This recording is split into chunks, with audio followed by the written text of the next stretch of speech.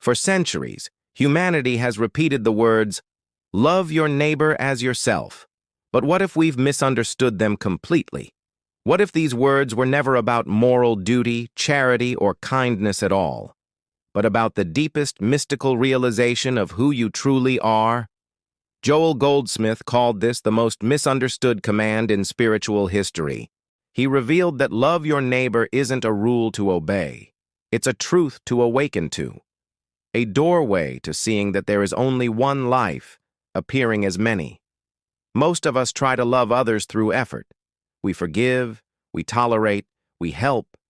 Yet conflict, judgment, and resentment still return. Why? Because deep down we still believe we're separate.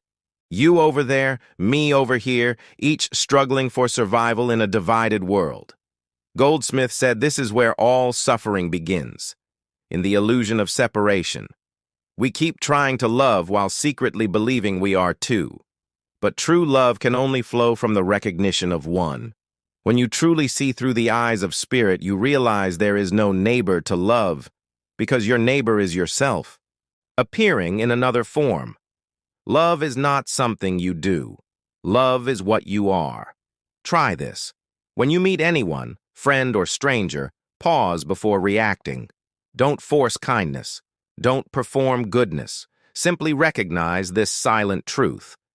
The same life that breathes in me breathes in you. Stay still and feel it. That awareness within you, calm, alert, timeless, is the very same awareness looking back at you through their eyes. Not a similar one. The same one. The one infinite consciousness appearing as two perspectives. In that instant, judgment dissolves. Fear loses power. The heart opens naturally, without willpower, without effort. This is what Goldsmith called the practice of recognition. It is not positive thinking. It is seeing reality as it is. He once guided a woman consumed by bitterness toward her sister. Years of hurt had hardened her heart. Joel told her gently, "Stop trying to forgive. Instead, see the truth of her being." Every time resentment arose, she silently declared, "The one life that I am is the same life appearing as her." 3 weeks later, she felt peace for the first time in years. Not because her sister changed, but because she stopped seeing two lives in conflict and recognized the one presence expressing itself through both. Goldsmith taught that this shift in consciousness, from separation to oneness, creates invisible ripples of healing. People respond differently. Situations soften, because you are no longer feeding the energy of division. Here's the secret. You don't do this to fix others. You do it to awaken yourself. Every time you recognize oneness, you dissolve a little more of the illusion that causes pain. When you meet conflict, silently affirm, "There is no enemy here, only the one life expressing itself in countless forms." Do this sincerely, and watch what happens. Your perception transforms before the world does. And once perception changes, the world follows. Joel said the most powerful prayer is not words, it's seeing truth.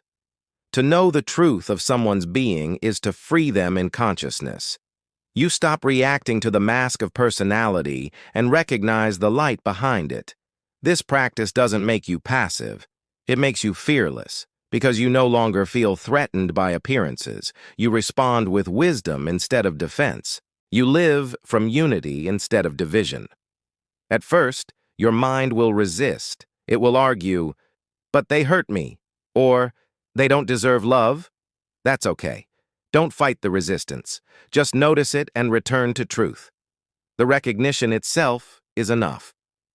Over time, something miraculous happens. You begin to live in what Joel called the secret place of the Most High, a state of consciousness untouched by outer conflict. You walk through the same world, but you no longer belong to its fear. You see everything and everyone as expressions of the same divine life. You stop forcing love because you are love. You stop seeking peace because peace is what you're made of. And slowly, the world around you mirrors this truth. Relationships heal. People feel safe near you. Even strangers sense calm in your presence. This is not magic. It's consciousness recognizing itself. So remember, love your neighbor as yourself was never a command to perform. It was a revelation to realize. Your neighbor is yourself.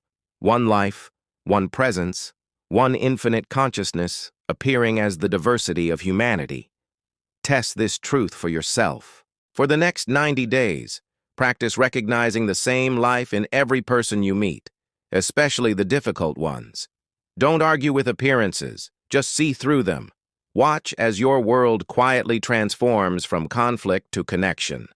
If this teaching awakened something within you, like this video, subscribe for more hidden spiritual wisdom of Joel Goldsmith and comment below.